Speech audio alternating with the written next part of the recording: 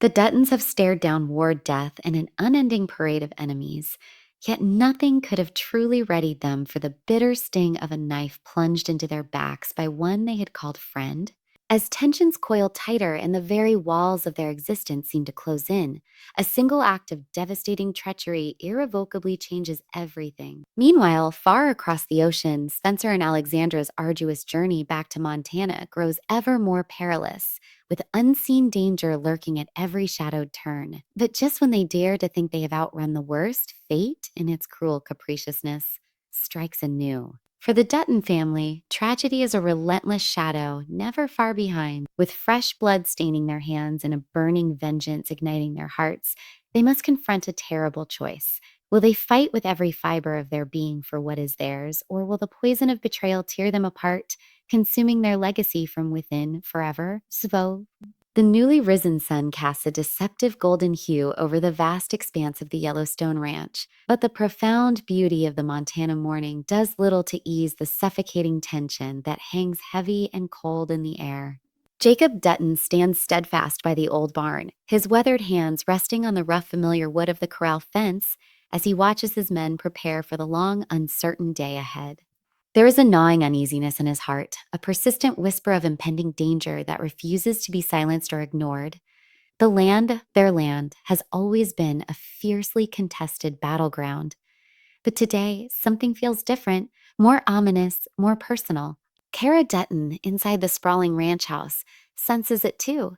She moves through the kitchen with a restless energy, her mind clouded with a familiar worry. She has weathered her fair share of hardships, seen more sorrow than any woman should. But this feeling, this particular premonition, feels like a colossal storm brewing just beyond the immediate horizon, threatening to unleash its fury upon them all.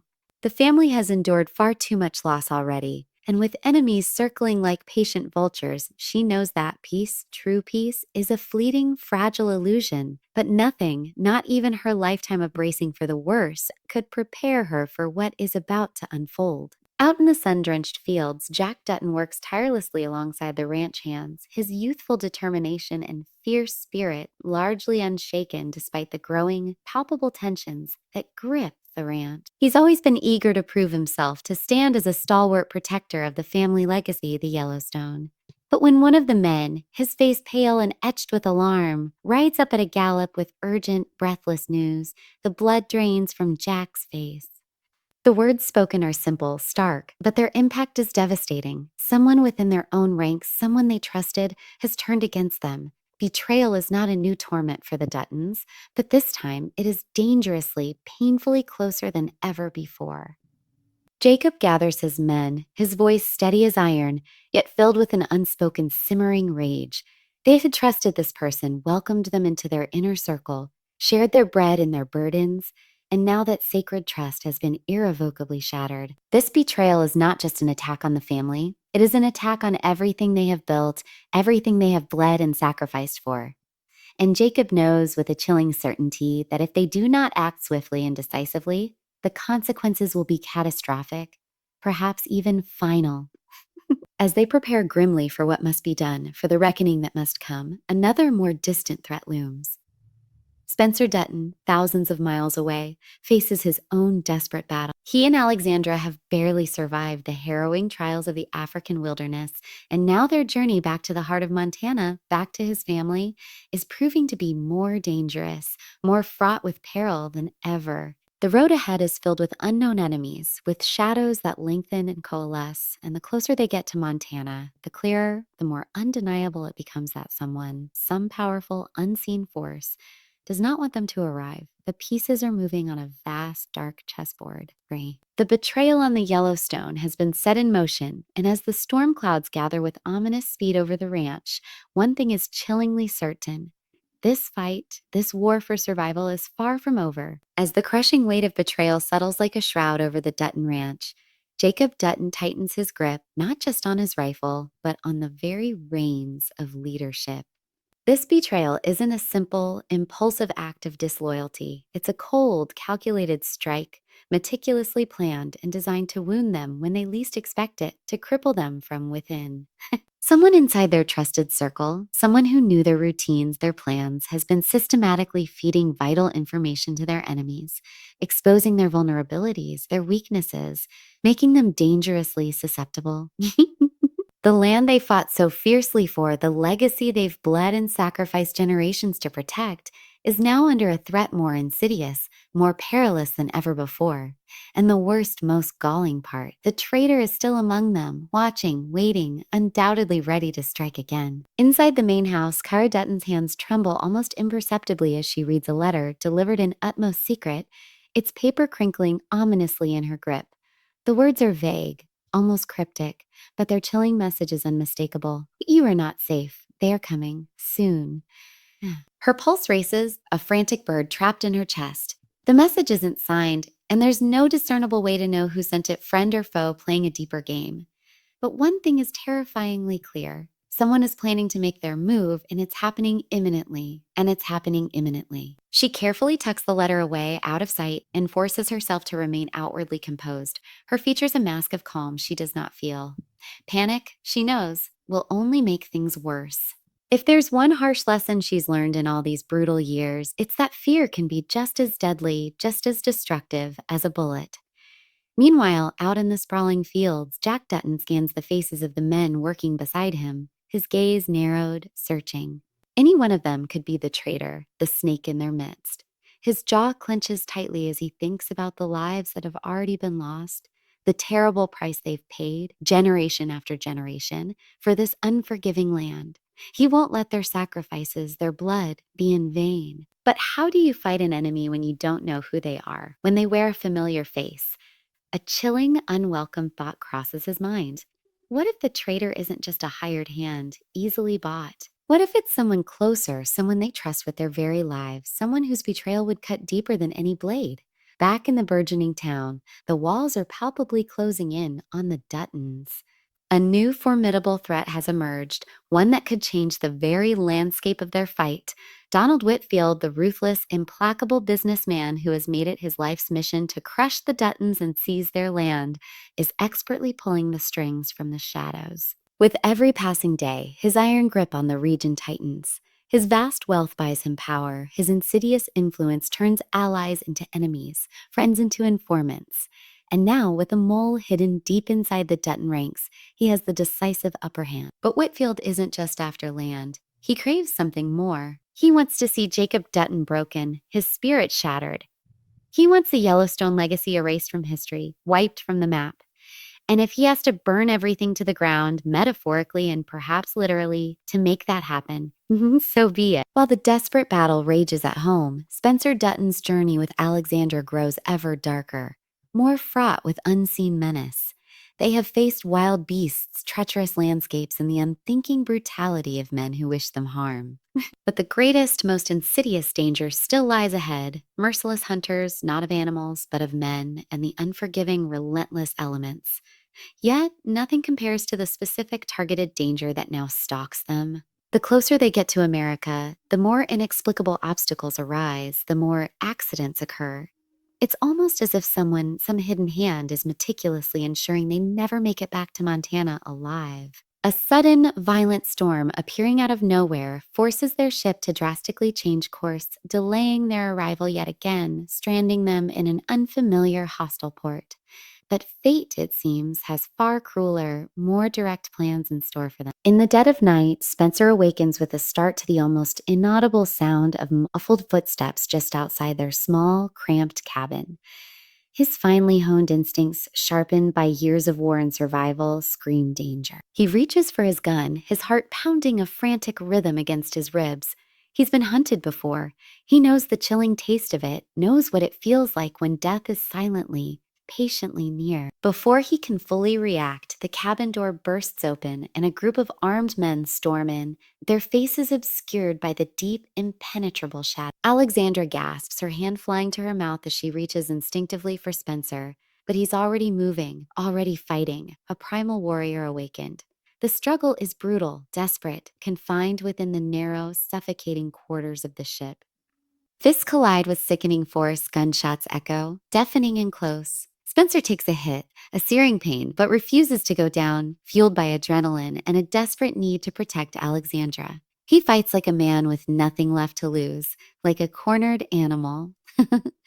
But the odds are overwhelmingly against him, and when a cold steel gun barrel is pressed firmly to Alexandra's temple, he is forced to make an impossible, soul-destroying choice. Stand down, surrender, or watch the woman he loves, the woman who is his world, die before his very eyes. Back in Montana, the rising sun brings more than just the promise of a new day. It brings blood. A body is discovered near the barn. A stark, brutal message. This is only the beginning. The Duttons have been warned, but they are far from surrendering. Jacob Dutton stands over the lifeless form, his face a rigid mask of controlled fury. The traitor or Whitfield's dogs have made their move. Now it's time for the Duttons to make theirs. The sun blazes over the Montana plains, but it offers no peace, no solace. The Duttons are under siege, not just by their declared enemies, but by the insidious poison of betrayal lurking within the shadows of their own home. The air is thick with a suffocating tension, the kind that weighs heavily on a man's shoulders and makes his trigger finger twitch with anticipation. Inside the main house, Jacob Dutton stares intently at the bloodied, crudely scrawled note left with the body near the barn. The words are a taunt, a promise. You're next. He crushes the paper in his powerful fist, his fury a boiling, barely contained cauldron. Whoever did this, whoever dared, thinks they can intimidate him, thinks they can break the Duttons from the inside out. But Jacob has fought too many wars, lost too many loved ones, shed too much blood to back down now. In the nearby town of Bozeman, the storm is already brewing, its tendrils reaching out. Donald Whitfield stands in his opulent office, gazing out at the land through his window as if he already possesses it all. He's methodical, calculating, ruthless. He doesn't just attack, he dismantles piece by piece. And with a traitor feeding him invaluable information, he knows exactly where to hit the Duttons, where it will hurt the most, where they are most vulnerable. The banks are tightening their grip, calling in loans. The local sheriff's men, once neutral or even grudgingly respectful, are growing increasingly hostile, their actions bolder. Whispers in the saloon speak of an ambush, carefully planned, coming soon. Whitfield isn't playing fair. He never has. But this time, he doesn't even need to. The Duttons are already bleeding, wounded by betrayal, and he's merely waiting patiently for them to fall. Back at the ranch, Kara Dutton's mind races, a whirlwind of suspicion and fear. She moves through the familiar house with careful, deliberate steps, searching for anything out of place, any sign, any clue. The very walls feel thinner, the rooms colder, less secure. Someone among them, someone they see every day, is working for Whitfield. But who? Who? Every familiar face now holds a flicker of suspicion, a shadow of doubt. She knows Jacob won't rest, won't sleep, until he finds the traitor, until he rips the poison out. But the terrible truth is, the betrayal may have already done its irreparable damage. The longer they wait, the more vulnerable they become. Then a deeply unsettling thought creeps into her mind, cold and sharp. What if the traitor isn't a mere ranch hand, easily bought or intimidated? What if it's someone closer, someone with a deeper, more personal reason for turning against them? Someone whose betrayal would be an even more devastating blow. Meanwhile, Jack Dutton is sharpening his knife, the polished steel glinting ominously in the dim morning light filtering into the bunkhouse. His anger is a wildfire, burning hotter, more uncontrollably with each passing second. He wants justice, yes, but more than that, he craves revenge. His father, his grandfather, they taught him that their land wasn't just dirt, wasn't just property. It was blood, sacrifice, a legacy carved into the very earth with generations of sweat and tears. And if anyone thought they could steal it, they'd soon learn the terrible, bloody cost of crossing a Dutton. But even as Jack prepares himself for the inevitable fight ahead, another starker realization begins to dawn on him. This war, this relentless siege, isn't just about their land anymore. It's about sheer, brutal survival. Miles away, Spencer Dutton's nightmare continues, relentless and unforgiving. The coordinated attack on the ship was no random act of piracy. It was a clear, targeted warning. But why? Who sent those men? He and Alexandra are forced into hiding. Their journey to America, to safety, now more dangerous, more desperate than ever.